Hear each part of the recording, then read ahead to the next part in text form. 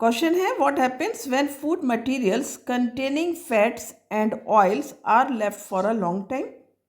आपसे पूछा है कि फूड मटेरियल जिसमें कि फैट और ऑयल होता है, यदि हम उसको लंबे समय के लिए छोड़ दें तो क्या होता है।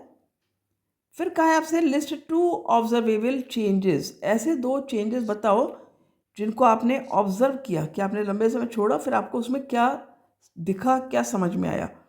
एंड सजेस्ट 3 वेज, और 3 वेज बताओ, 3 ऐसे मेथड्स बताओ by which this phenomena can be prevented, जिससे कि हम यदि लंबे समय तक फूड और ऑयल को फैट और ऑयल वाले फूड मटेरियल को छोड़ भी दें तो जो ऑब्जर्वेशन हमने देखी, यानी कि जो इसमें प्रॉब्लम्स हमने देखी वो ना हो, उसको प्रिवेंट किया जाए, जो फिनोमेना टेक प्लेस किया उसको हम रोक पाएँ। तो जब भी हम oil of fat containing food item को लंबे समय के लिए छोड़ देते हैं तो क्या होता है। फूड आइटम्स, कौन सा फूड आइटम्स, जिसमें आपका फैट है एंड ऑयल है, ठीक है, जिसमें आपका फैट प्लस ऑयल है, उसको हमने यदि बाहर छोड़ दिया, यानी कि यदि वो पूरी तरह पैक्ड नहीं अच्छे से, तो क्या होगा, वो ऑक्सीजन से रिएक्ट करेगा एटमॉस्फेयर की, और उसके बाद उसको कहा जाता है कि वो रैंसिड हो गया, यानी उसमें रैंसिडिटी फिनोमेना है वो टेक प्लेस कर गया है। तो रैंसिडिटी हो गई यहाँ पर, और फूड जो है वो आपका रैंसिड हो गया है, राइट। तो जो फूड रैंसिड हो गया है यानी कि उसका टेस्ट खराब हो जाता है। तो रैंसिड मीन्स क्या है, उसका टेस्ट चेंज हो जाएगा और स्मेल भी चेंज हो जाएगी।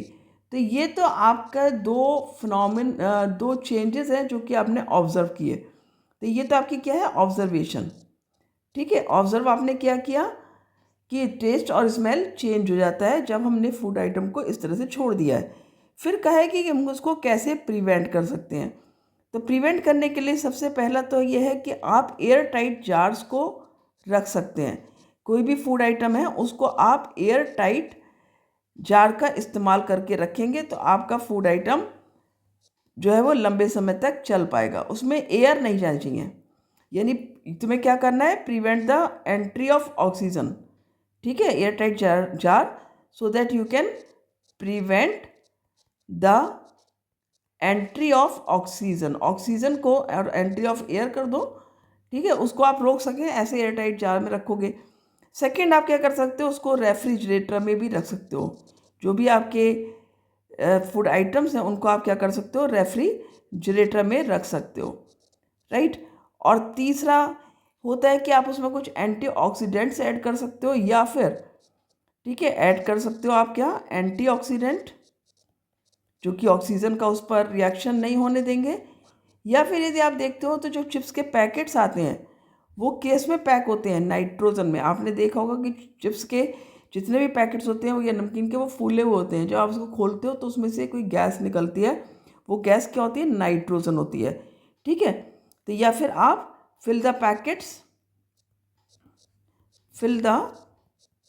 Packets of food with nitrogen gas से इन पैकेट्स को फिल करने का कारण क्या होता है कि नाइट्रोजन गैस ऑक्सीजन की एंट्री को रोक देता है। मीन्स उसकी सप्लाई कट हो जाएगी, ऑक्सीजन नहीं आ पाएगी, और नाइट्रोजन एक इनर्ट गैस है तो ये ऑक्सीजन की रिएक्शन नहीं करने देगा। अब मार्केट में तो नाइट्रोजन की पैकेजिंग हो सकती है, घर में नहीं हो सकती, तो घर में तो हम एयरटाइट जार का सबसे अच्छा यूज़ होता है। आप उसमें रखोगे, आपके फूड आइटम्स लंबे समय तक जो है वो चल पाएंगे। जैसे आपने नमकीन लाए और उसको खोल के आपने पैकेट को डाल लिया जार में, ठीक है, तो जब आपने इसको जार में डाला तो लंबे समय तक चल जाएगी।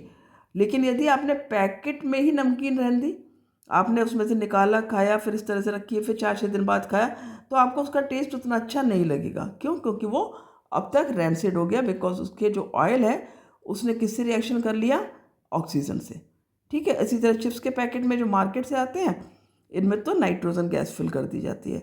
तो बस यही आपको लिखना है। ऑब्जर्वेशन हमेशा ध्यान रखना, वही लिखी जाती है जो हमें दिखता है, ठीक है। अब टेस्ट और स्मेल दिख नहीं रहा लेकिन हम फील कर रहे हैं, तो ये भी हमारी ऑब्जर्वेशन में आ जाएगा। तो मिलते हैं नेक्स्ट वीडियो में। Thank you.